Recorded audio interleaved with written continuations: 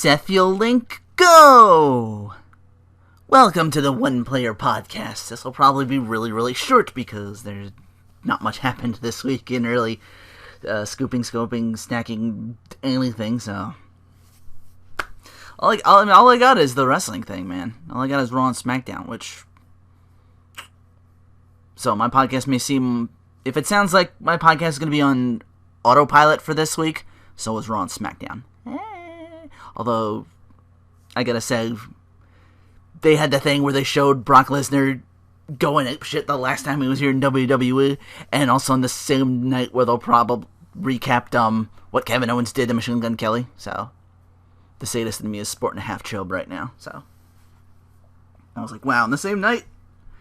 I think that says more about me than it does them. I'm the real monster.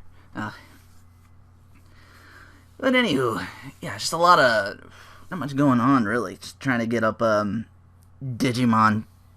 I know I gotta grind a lot in that, because I'm up to the place where I stopped at the rentals because I couldn't get past the, Igloo City, just because they're all blue or ice users, which, means a lot of HP, so I need something with a lot of stopping power, something that can actually, really cut their HP down, and I can just really take them out.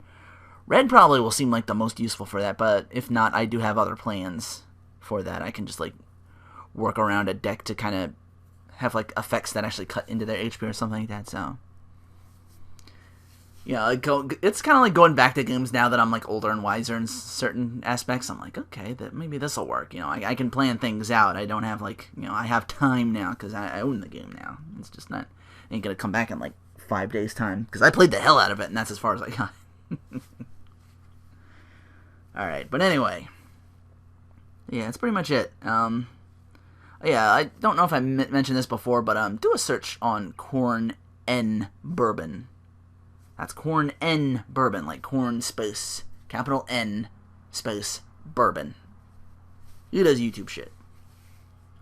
I think he's moving recently, or forget what I heard, but exactly, but yeah.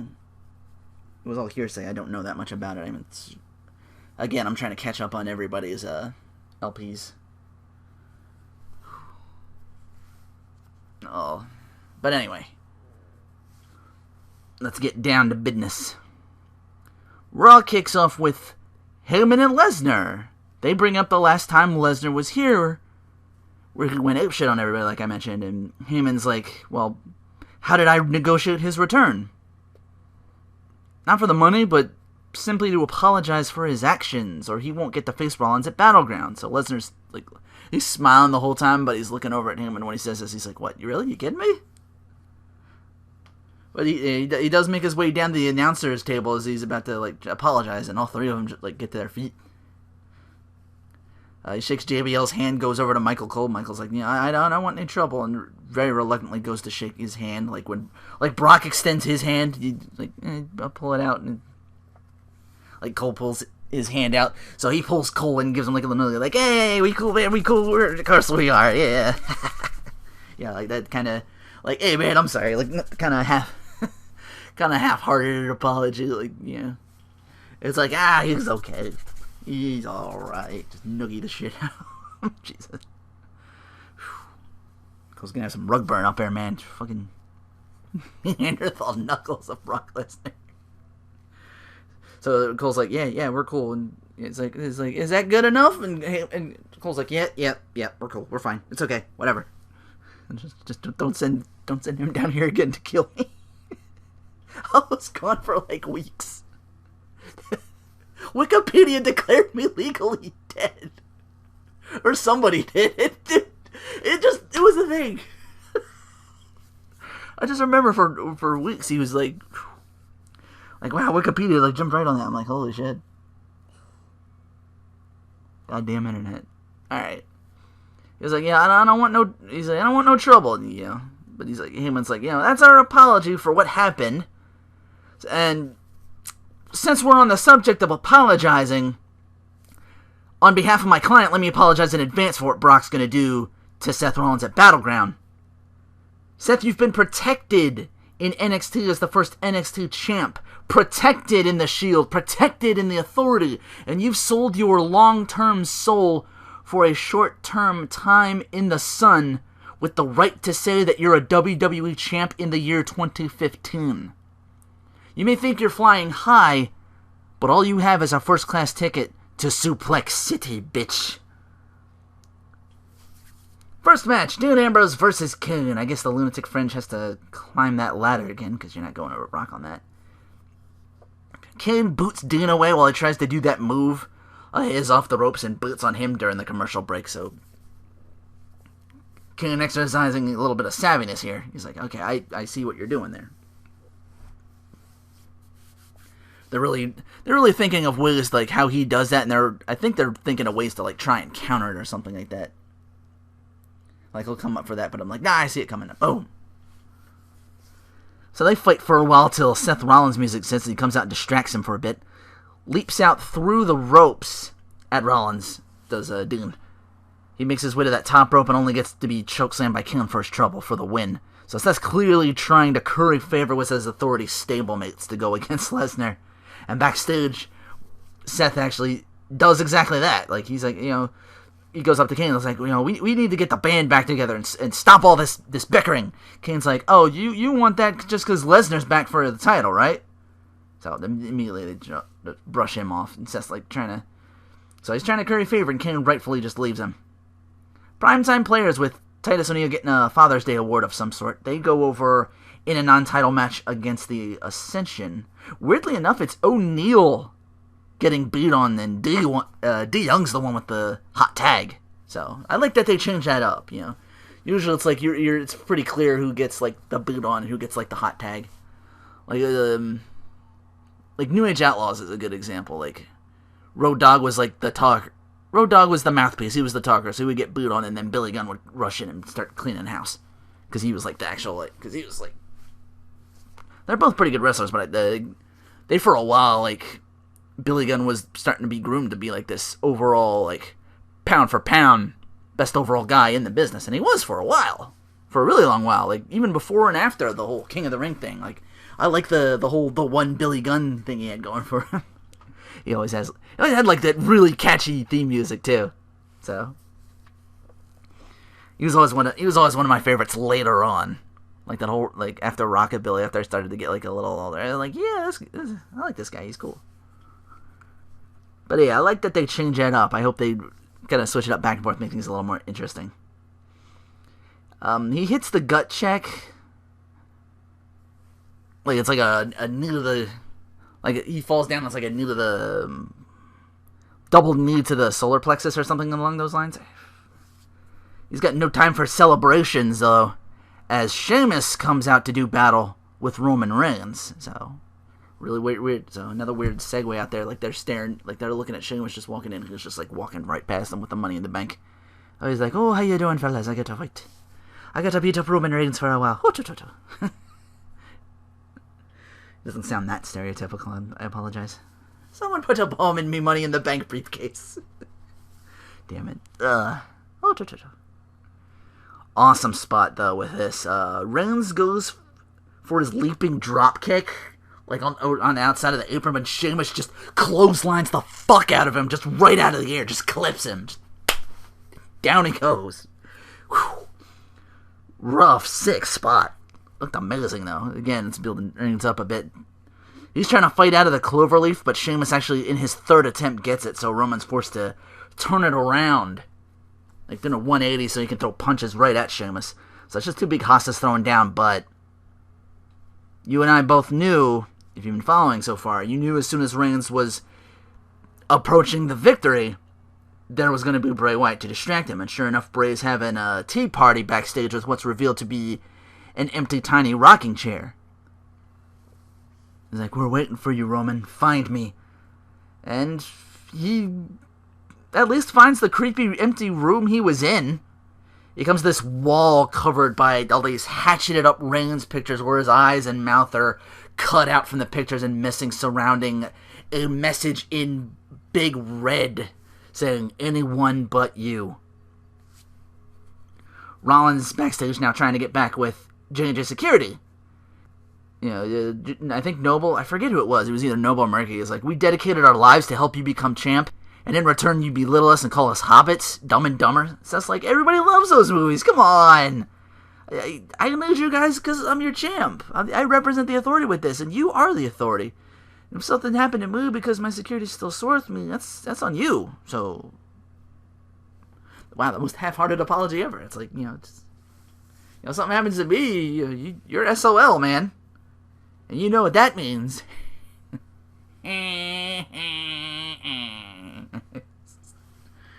Fucking natural born thrillers.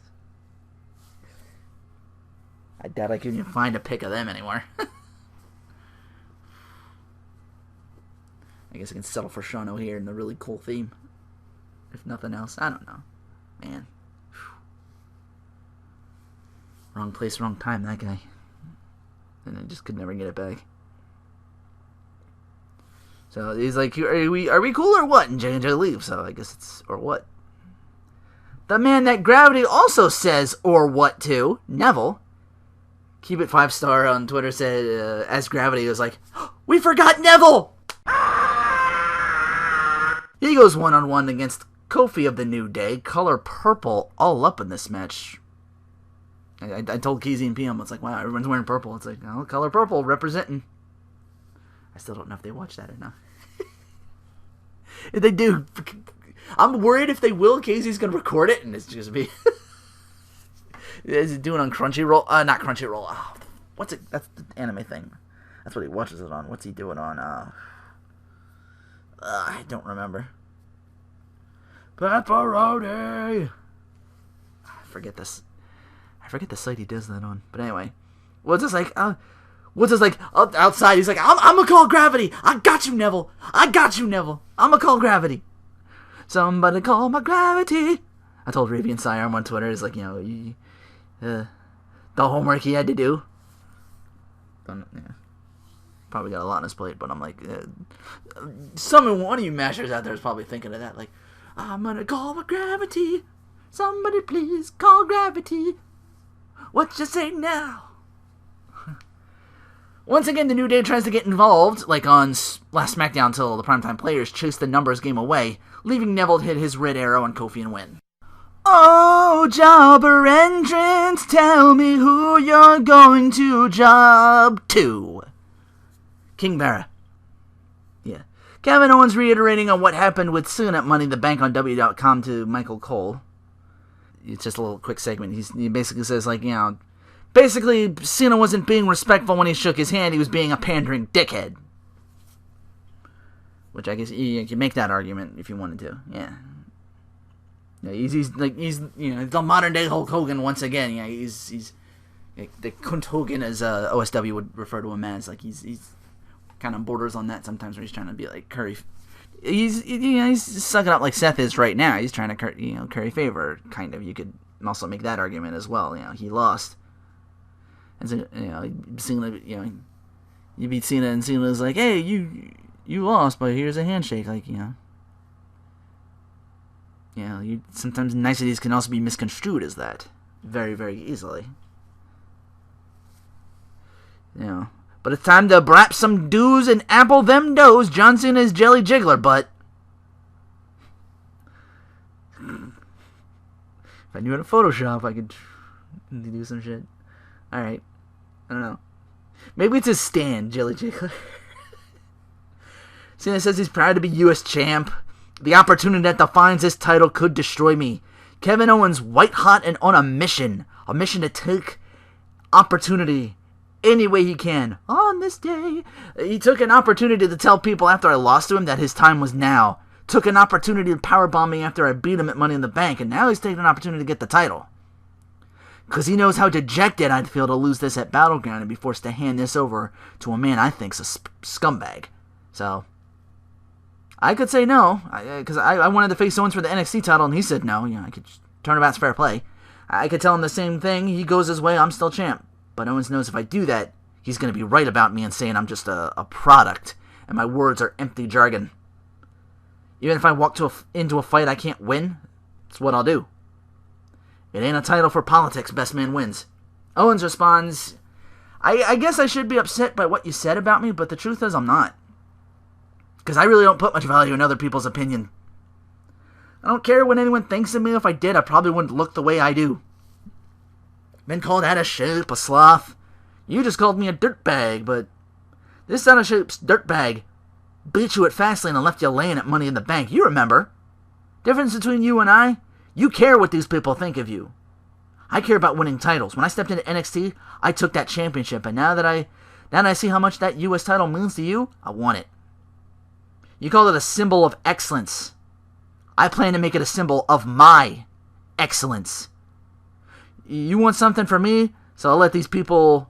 You want something from me, though, so I'll let these people cheer for you and boo the evil foreigner. So he speaks in French-Canadian, because he's in that region, I guess. So he's speaking French to the people and seeing us, I'll see your French and I'll raise you a Chinese dialect and accept the match.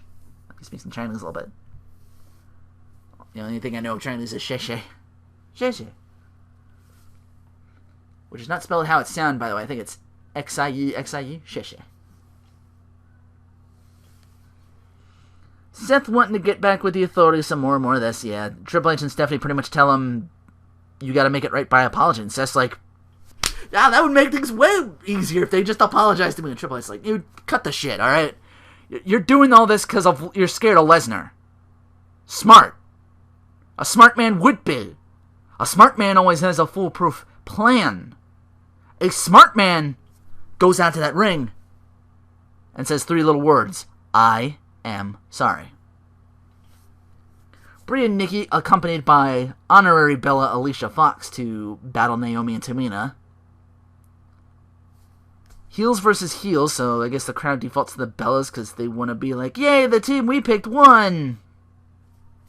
Miscommunication! Naomi about to rear view Nikki as Tamina holds her in place, but Nikki breaks out and throws Tamina into the rear view, and then puts the rack attack on Naomi to win the match. The Big Show on commentary as Mark Henry gets the jobber entrance. Wow. Against the Intercontinental Champion Ryback. Wow, really kind of blaze through this show, aren't you? Big Show looking a little worried as Ryback wins with a splash off the top rope. Not a 450 or anything, just falls right on top of Henry and beats him. So you stole his gimmick, but you haven't stolen his 450 splash yet. I'm watching you, Ryback Van Dam. Big Show's upset with Henry. He gets in his face a little bit. It's like, oh, dude, you're fucking lost. And Henry's like, yo, back off, man. Motherfucker slashed on me. I've just been back in action for like months. I'm like, shit. Like, I don't need you breathing down my neck. You kicked your ass too, fucker. Get along. That's what I should have said. Like, you beat you too, goddammit. JoJo backstage with Ryback saying, he's like, don't call me Flyback after that splash. But I'm here to take on all challenges. I know I don't have to be pinned to lose this belt. He's in a 3-way with Miz and the Big Show for the title. If I didn't mention that before. My parents, after 15 years of not speaking to each other, got back together to watch me compete. I worked hard to get here, and me along with the universe in unison say, feed me more. So anyway, again, he does the funny thing, and it's a little personal. But now it's, I don't know what to make of it. It's a little weird. I guess some of us just want Ryback to go back to like punching people. I don't want him to go back to bullying catering people. Like, those are the guys that get you your food, you fool. They're gonna spit in your eats, man. Can't have that. Don't look right, You think someone who lives a lot would know that? He'd be like, I can't bully catering guys. They'll fuck with my food. That's why I never got the bully thing. Anyway. Big Show comes out during this also, and he's like, nice speech, but at Battleground, I'll expose you for being a little Ryback boy in a giant's world. And Ryback pretty much is just like, oh, big talk. You want to throw hands? Let's go. And Ryback just shoves down Show and boots on him to end that statement. Dolph Ziggler in the ring facing off against Adam Rose? Question mark?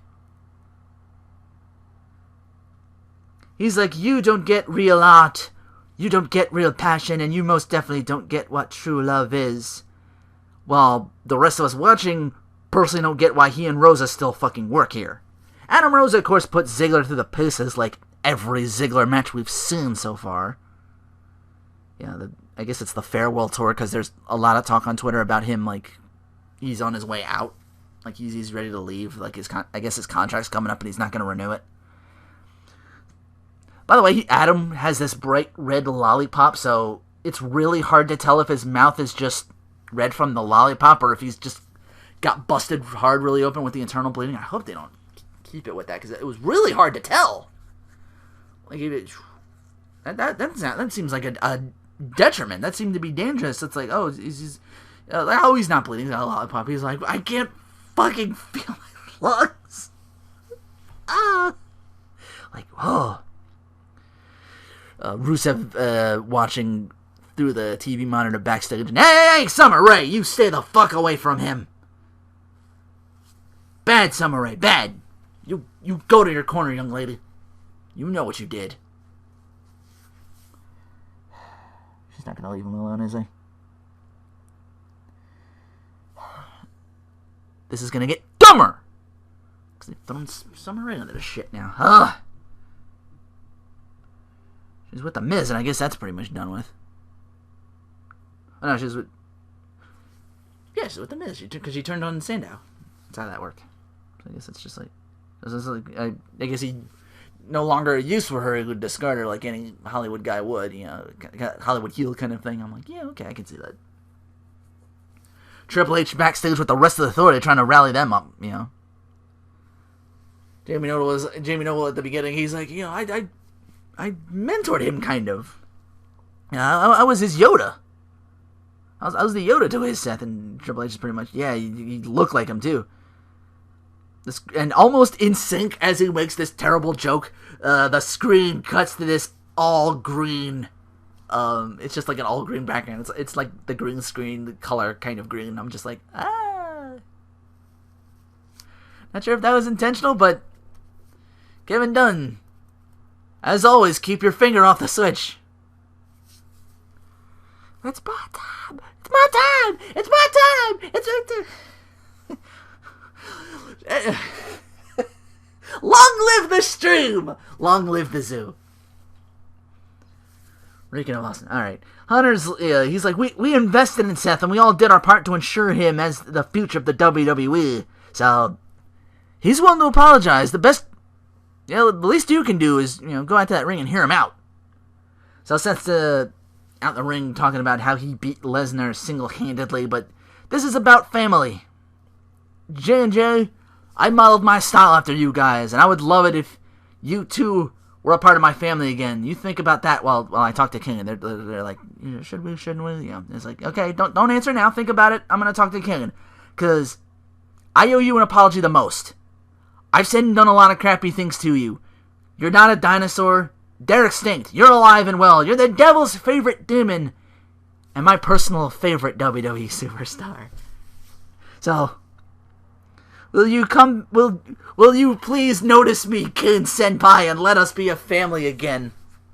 I'm practically begging to you guys to take me back. He extends his hand, but Brock's music hits. He's on his way out, so he's not waiting to find out what the answer is. And J&J and Ken at first readying for battle, but they leave Seth solo in the ring. But it's a swerve because they attack Lesnar from behind. But of course, Lesnar being Lesnar just tosses them aside like nothing. Rollins is going after Lesnar now solo-handedly. But Lesnar breaks out, suplexes Rollins a few times. That one he does like a 180, just like sells it like fucking death. Like he's like slingshot it, like he's just like an empty sack of potatoes. Like he just. So he's get taken to Suplex City for a little bit. And he's about to F5 him till King goozles him and chokeslams him. And try as he might, eventually even the numbers game does catch up to Lesnar, and Seth pedigrees him down. As we segue over to SmackDown, opening with a happy Seth, Kane, Joey Mercury.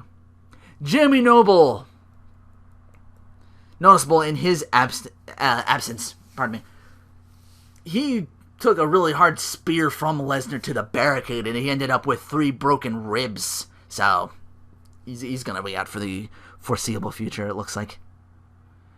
So yeah, it's just Kane and Mercury, and so they're down 1, but they're still kind of happy. They're still celebrating that the plan came through. Jimmy Uso on guest commentary with Tom Phillips and Jerry Lawler, because Saxton's over with Tough Enough, they said they're helping him. But anyway, I didn't, again, I fast-forward through this, I didn't really catch much. I don't know how good he was on commentary. It's SmackDown. I try to get through it as quickly as possible and then get back to other things. He's like, the Authority's back, yay!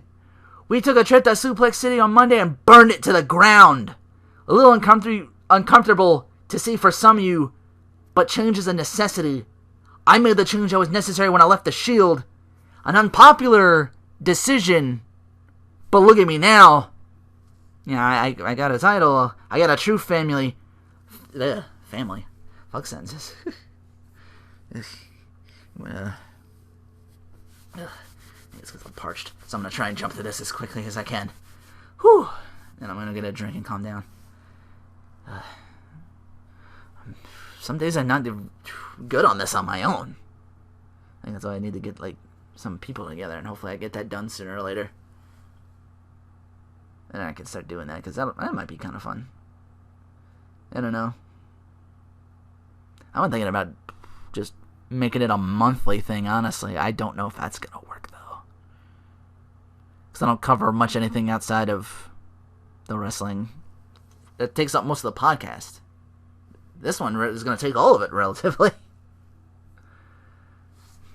I'm not even sure if we can have a one-person podcast. Maybe I'm just like a really big P. I take up the whole pod. I'm just like, this is indeed a disturbing universe. I'm rambling. All right. Yeah, he's like, Seth's like, I have a true family now. Joey Mercury, he's had my back since day one. He's a genius that helped mastermind the beatdown on the Beast on Raw. And I remember seeing on before I started, I think it was like a whatculture.com article about how Mercury actually really did backstage help out Seth Rollins in that. Not just that, but just like in wrestling overall, he was instrumental in steering, steered him in the right direction, because he came in kind of cocky, he had the experience or something like that, he was thinking he was better than everybody else, and he wasn't going to last long with that kind of attitude, because there's a lot of shady motherfuckers, you gotta, so he really grounded Rollins, and it's been Rollins, he said on that, according to that whatculture.com article, he's like, he was really thankful for Joey Mercury, and I think it's why he's there now, him and Jamie Noble, I think they both were kind of really helpful in that. So, yeah, it's cool to see they have, that kind of thing backstage. I didn't know what the camaraderie was. So, it's pretty good. Nice to know they got a little more than just what we see on TV. It's these... I listened to it before, but reading it over now, it's just okay. Yeah, he knows how bittersweet that whole thing is because, the attack he's mentioning, but... we're missing Noble, but he's a trooper that will make a full recovery. So I'm gonna tell you guys what I told him, and that tonight's broadcast of SmackDown will be dedicated to the courageous Jamie Noble. But he wouldn't want us to be. He's talking like he's gone. Come on, I know they have to do that for wrestlers who leave for a while. That's starting to get dire. But then again, it's fucking Lesnar. We wrote off Cole for a couple weeks. I'm never gonna not. Oh, it's horrible. I'm never gonna not think that's hilarious, though.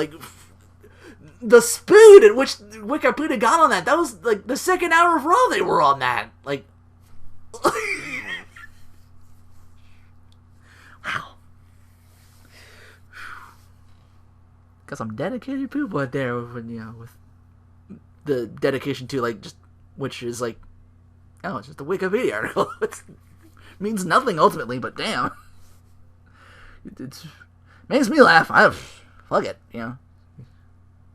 It shouldn't, but it does. Because I guess it's because it's just that dumb. Now, I guess now you can just look back at it and maybe more people find it funny. Brock died of an F5 tornado. The perfect storm got him. Oh my god. Yeah. But anyway... He would want us to celebrate. Jamie wouldn't want us to be sad. He was taken out in the line of duty. He wants us to celebrate, to be merry. And nobody has more to celebrate than you can. You showed Lesnar and everybody here that whether you're wearing a suit or mask, you're the devil's favorite demon. Kane takes the mic, says, whether your name is Roman Reigns, Dean Ambrose, or Brock Lesnar, a united authority proves to be a force to be reckoned with. But we seem to be missing our extended family, the Big Show. Oh, they're bringing him up after a long while. I thought they were done with him, but no. Okay. Trying to bring him back? Okay. Yeah, I guess he needs the double towers, the pound for pound. He's got, Kane's like one giant, but now he got two. So yeah, he's calling back the Big Show, kind of. Now he's not here because of what happened on Raw due to Ryback. So at this time, I asked Ryback to come out here and explain his actions. So he does. And he's like, Ryback says, Show didn't want to listen to what I had to say, but rather see what I can do. So the big guy showed him. And says, you endangered employees with that stunt you pulled, because this was backstage, was just throwing him into the little piles of pipes and stuff like that, a little ging ging. Yeah, it really makes it sound just throwing people into that. I don't know what they're for. I guess I guess that's rigging for maybe lights, or it's the setup for them little stand up things where you stand on, you put the signs up on really high and go over the Titantron or something like that. I guess that's I don't know. But yeah, there's a lot of pipes. Just a lot of pipes. But yeah, he's like, you endangered employees with that stunt you pulled. You're the Intercontinental Champion, and it's not how you conduct yourself as a champion. You need to take a lesson from yours truly in how to act. And Ryback answers was there's a difference between a champ and a sellout. A champ stands by the fans. A sellout plays nice when Lesnar's knocking at your door. And I wish Ambrose got the title first, because then we'd have a real champ instead of some pathetic, protected child like yourself. So Kane wants Ryback to show exactly how a real champ acts when you face me. So they go to leave, and Seth turns back. He's like, again, he's feeling disrespected, so he's mouthing off. He's like, yeah, you mentioned Dan? I still got something to prove to him. I've beaten him countless times. You mentioned him it matters. But, he's still walking around. I'll finish the job and take him on one-on-one tonight and show him that not only is the authority back, but that we always win. Again, once again mirroring Triple H. Again, really doing again, answering back to the night after Evolution formed, the Raw, they shove out Tommy Dreamer, and Triple H goes to Randy Orton. He's the coal that will be squeezed into the next diamond, saying this while he's he's got the gold. I think it was he was the only one without gold at the time. Oh, wait, no, this was early on. I'm sorry. Ugh. I know there was I'm sorry, I just remember there was a point in time, but that was after. That's the first time they formed. I'm getting time impaired like Booker T. Shucky ducky. Shucky ducky. Yeah. It's Casey. I wonder if Casey wanted me to cut this down for... I get to do rambling things like this. It's also hot, too. That's not helping. Get stuffy in here. I don't want to turn my fan on and mess up my recording, though. Unless it gets, really, really hot. But anyway, Ziggler and Lana with the jobber entrance now against Sheamus. Rusev comes out to ruin things. He's on the one crunch he has left because he's watched the thing on Raw. I forgot to mention he got angry and he's just he grabs the other he grabs his other crutch and just whips it against the wall and breaks it. So Rusev does a little pratfall and it's just he's hurt. He's ow. And that's when Summer Rae came out, Phil and Starr from you get out of here. They're chanting USA. He's no USA. I want to kiss you the right way. And Lana just literally turns her back on him. She's like, bitch. My name's Christelle. She's like, bitch, your game is garbage. That's Lana right now. She's just turns around. She's not having any of it. She walks to the ring. So Sheamus, of course, takes advantage of this, knocks him on the outside as a commercial break comes on. So not quite the finish yet, but yeah, you knew. He had the jobber entrance, so you knew Sheamus is going to finish this match with the win. So it's Ziggler who's on the top rope for something or other, and Sheamus just bro kicks him. He crumples to the almost outside apron, almost out to the ring. So Sheamus has to pull him in a little, roll him in a little bit. So so he's not under the ropes for the rope break because you can't pin him like that. But he's still close enough to where he's just 1, 2, 3, and that's it. He didn't go for a rope break or anything. So I'm okay. But I'm he hit the bro kick, so that's got to be his finish. But again, Get out of here, Summer Red. Now she tells him, Lana's not worth it. Neither are you. Get out of here. Stop it. Just stop it. You're going to make this worse. No one's going to be happy. Especially me. Honorary Bella Alicia Fox goes over Naomi. JoJo backstage welcoming the New Day, saying, yeah, it's not been the best of times for you ever since losing those tag titles. Wood says, Mojo JoJo? No need to focus on this loss or that loss. No need to focus on anything but positivity. Biggie, give him a sermon. And he's like, at Battleground, the New Day will overcome all the obstacles and reclaim what is ours. With the power of positivity. In comes the primetime players. Titus says, the only thing positively clear is that New Day suck. The way we see it, 3 of you, 2 of us. So one of you's got to sit on the sidelines, and I'm sure y'all figure that out amongst yourselves, leaving the New Day more salty than positive. And again, my dream team comes in, because Bo Dallas comes in from behind, try to calm them down. He's like, it pains me to see you guys arguing. You inspire many, including me. So I want to join you guys against the PTP tonight, and whoever else they can find. With me, the New Day won't be cold, but sweltering hot, sunny, and with 100% chance of victory. It's like, I like your style. Let's bring him in on the clap. And I guess it's because he's milquetoast white boy. He's got to be out of sync. He's got to be like the New Day is like. He keeps coming in. He keeps double clapping on the first one. He's like. I was like, no, you're off base, man. You don't got it. It's like, no. Their job, of course. The primetime players enlist the help of the Lucha Dragons. Big Show gets a little bit of retribution on Ryback as he comes to battle Kane. Like, he just barrels over Ryback from behind, and it looks like Kane's about to lose to the meat hook. Big Show on the apron comes in, just boots the shit, just big boot to Ryback and disqualification.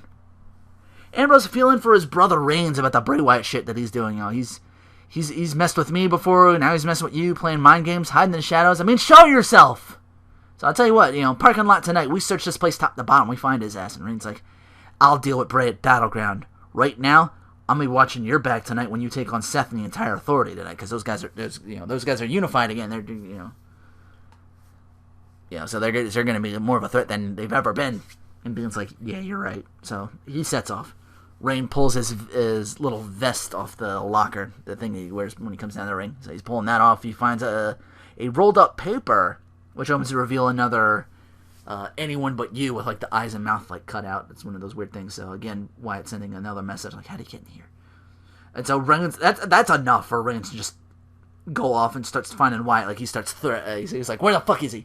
Like he's threatening like a cameraman or something. Like, you seen him? Like, where's he at? Where's he at? And so Kane comes in to tell him, you're basically being a liability out here since, Wyatt's clearly in that thick head of yours. So you get the fuck out. And even Reynolds like the security is like throwing them off. I'm like, okay, you're just be glad they're not like actual cops, because that would be like resisting arrest almost, wouldn't it? Or they would likely have to like next time he comes in, they're probably gonna have to bring like weird tasers or something like that. I know they're just security, they're just doing their job, but man, Roman's just not having any of this shit. So of course this leaves Ambrose all by himself to try his damnedest to fight off Kane and Mercury on the outside, who would have beaten Rollins cleanly were it not for their interference. Like they're like Ambrose is not getting the wins, but you clearly see like if it weren't for them, he came like super close to winning multiple times.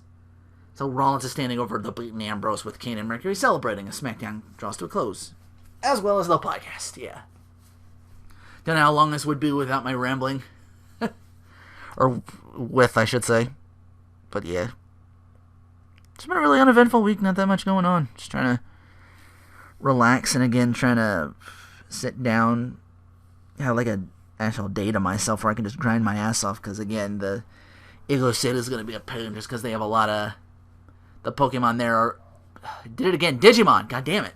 The Digimon. Digital monsters. Not pocket monsters. Digital monsters. Although that seems kind of redundant, don't it? They say Digimon, digital monsters, and it shouldn't just be Digimon. Hey, Digimon. Hey, Digimon. Monster friends to the boys and girls. Hey Digimon, hey Digimon. Shut the fuck up, dog next door. Alright, I'm ending the podcast now. Bye.